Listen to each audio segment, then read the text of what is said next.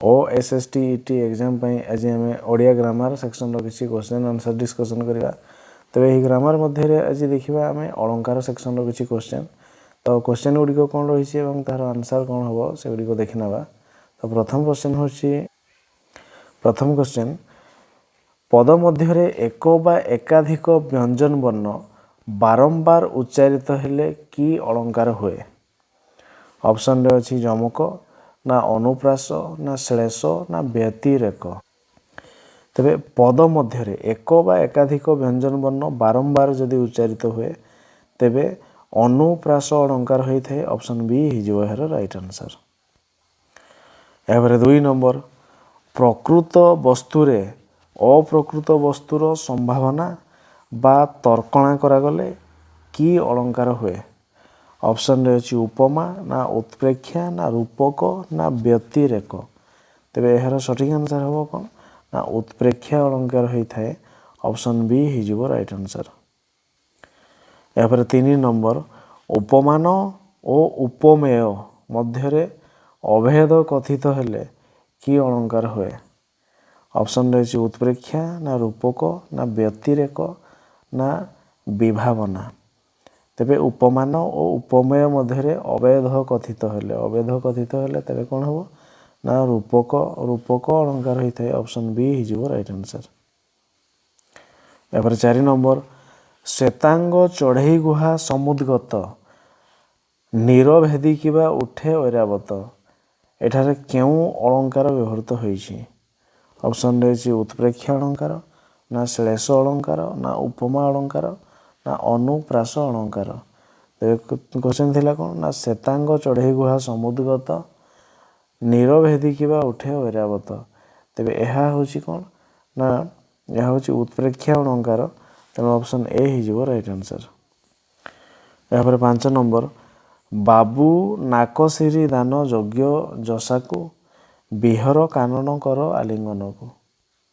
तेबे एठारे क्यों अलंकार व्यवहृत होइछि। ऑप्शन अच्छी श्लेष ना उत्प्रेक्षा ना उपमा ना विशेषोक्ति। तेबे बाबू नाकसिरी दान यज्ञ जसाकू विहर कानन कर आलिंगन को एठारे थिबा अलंकार होछि किए ना से होछि श्लेष अलंकार। ऑप्शन ए हो राइट आंसर। यापर 6 नंबर दुईटी वस्तुर तुलना कला बेले जहाँ सहित तुलना करा जाए ताकू कौन कहती। उपमेय ना उपमित ना उप्यमान ना उपमान कहती। तेरे यार सठिक आंसर हम कौन ना ताकू उपमान कहती। तेरे दुईटी वस्तुर तुलना कला बेले जहाँ सहित तुलना करा जाए ताकू उपमान कहती। ऑप्शन डी हो राइट आंसर। यापर 7 नंबर उपमान और उपमेय मध्य अभेद कथित हेले एवं उपमेय उपमानर आरोप हेले क्यों अलंकार हुए। जमक अलंकार ना उपमा अलंकार ना रूपक अलंकार ना उत्प्रेक्षा अलंकार। तो क्वेश्चन थिला उपमान आउ उपमेय मध्य अभेद कथित हम एवं उपमेय उपमानर आरोप हम। तेरे क्यों अलंकार हम ना ताहा कौन ना रूपक अलंकार। ऑप्शन सी हो राइट आंसर। यापर 8 नंबर उपमान और उपमेय को जो साधारण गुण हेतु तुलना करा जाए ताकू डैश कहती। शून्य स्थान पूरण करवा। तेरे साधारण गुण ना साधारण धर्म ना असाधारण गुण ना तुलना धर्म। तेरे कौन क्वेश्चन थिला कौन ना उपमान और उपमेय को जो साधारण गुण हेतु तुलना करा जाए ताकू कौन कहा जाए ना ताकू साधारण धर्म कहा जाए। ऑप्शन बी हो राइट आंसर।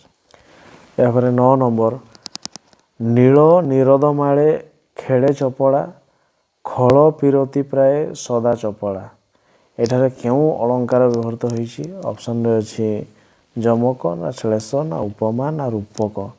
तेबे यार सठिक आंसर हम कौन ना उपमा अलंकार अच्छी। ऑप्शन सी हो राइट आंसर। यापर 10 नंबर खंड खंड धला मेघ सुनील अंबरे भासई बोईत यथा नील समुद्र रे एठारे क्यों अलंकार व्यवहृत होइछि। ऑप्शन रही जमक ना श्लेष ना उपमा ना रूपक। तेबे खंड खंड धला मेघ सुनील अंबरे भासई बोईत यथा नील समुद्र रे ଏଠିରେ ବ୍ୟବହୃତ ହୋଇଥିବା ଅଳଙ୍କାର ହେଉଛି କିଏ ନା ସେ ହେଉଛି ଉପମା ଅଳଙ୍କାର। ଅପସନ୍ ସି ହେଇଯିବ ରାଇଟ୍ ଆନ୍ସର। ଏହାପରେ 11 ନମ୍ବର ଅହି ମକର ତାପ ନାଶେ ସଭା ସାରସ ଚକ୍ରେ। ଅହି ମକର ତାପ ନାଶେ ସଭା ସାରସ ଚକ୍ରେ ଏଥିରେ କେଉଁ ଅଳଙ୍କାର ବ୍ୟବହାର କରାଯାଇଛି? ତେବେ ଶ୍ଳେଷ ଅଳଙ୍କାର ନା ଯମକ ଅଳଙ୍କାର ନା ଅନୁପ୍ରାସ ଅଳଙ୍କାର ନା ଉପମା ଅଳଙ୍କାର। ତେବେ ଏହାର ସଠିକ୍ ଆନ୍ସର ହେବ କ'ଣ ନା ଶ୍ଳେଷ ଅଳଙ୍କାର। ଅପସନ୍ ଏ ହେଇଯିବ ରାଇଟ୍ ଆନ୍ସର। ଏହାପରେ 12 ନମ୍ବର ଯେଉଁଠାରେ ଶବ୍ଦକୁ ନ ଭାଙ୍ଗି ଭିନ୍ନ ଭିନ୍ନ ଅର୍ଥ କରାଯାଏ ତାହାକୁ କି ଶ୍ଳେଷ କୁହାଯାଏ? ଅଭଙ୍ଗ ଶ୍ଳେଷ ନା ସଭଙ୍ଗ ଶ୍ଳେଷ ନା ଭଙ୍ଗାଭଙ୍ଗ ଶ୍ଳେଷ ନା କେଉଁଟି ନୁହଁ। ତେବେ ଯେଉଁଠାରେ ଶବ୍ଦକୁ ନ ଭାଙ୍ଗି ଭିନ୍ନ ଭିନ୍ନ ଅର୍ଥ କରାଯାଏ ତାହାକୁ କି ଶ୍ଳେଷ କୁହାଯାଏ? ନା ସେ ହେଉଛି କିଏ ନା ଅଭଙ୍ଗ ଶ୍ଳେଷ। ଅପସନ୍ ଏ ହେଇଯିବ ରାଇଟ୍ ଆନ୍ସର। ଏହାପରେ 13 ନମ୍ବର ଯେଉଁଠାରେ ଶବ୍ଦକୁ ଭାଙ୍ଗି ଭିନ୍ନ ଭିନ୍ନ ଅର୍ଥ କରାଯାଏ ସେଠାରେ କି ଶ୍ଳେଷ ଅଳଙ୍କାର ହୁଏ? ସଭଙ୍ଗ ଶ୍ଳେଷ ନା ଭଙ୍ଗାଭଙ୍ଗ ଶ୍ଳେଷ ନା ଅଭଙ୍ଗ ଶ୍ଳେଷ ନା କୌଣସିଟି ନୁହଁ।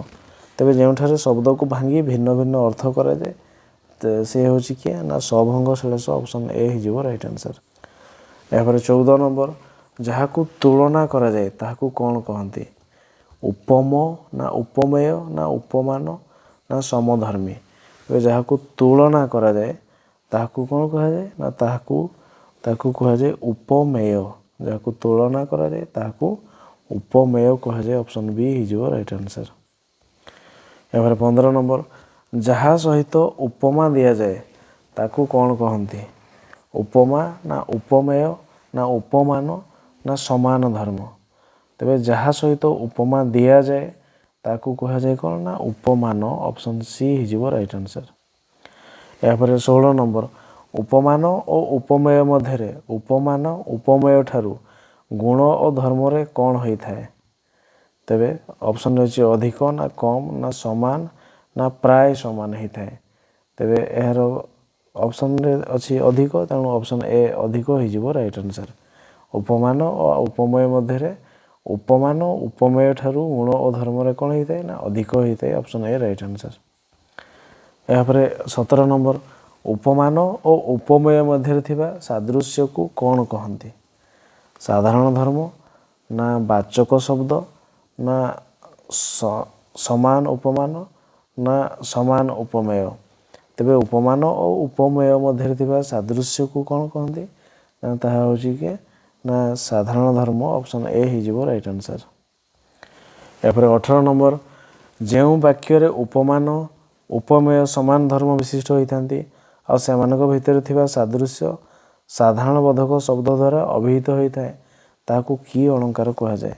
ଅପସନ୍ ରହିଛି ଉପମା ନା ରୂପକ ନା ବ୍ୟତିରେକ ନା ତୁଳନା। ତେବେ ତାହା ହେଇଯିବ କ'ଣ ନା ଉପମା। ଅପସନ୍ ଏ ହେଇଯିବ ରାଇଟ୍ ଆନ୍ସର। ଏହାପରେ 19 ନମ୍ବର ଦୁଇଟି ବସ୍ତୁ ଭିତରେ ତୁଳନା ହୋଇଥିଲେ କି ଅଳଙ୍କାର ହୁଏ? ଯମକ ନା ଶ୍ଳେଷ ନା ଉପମା ନା ରୂପକ।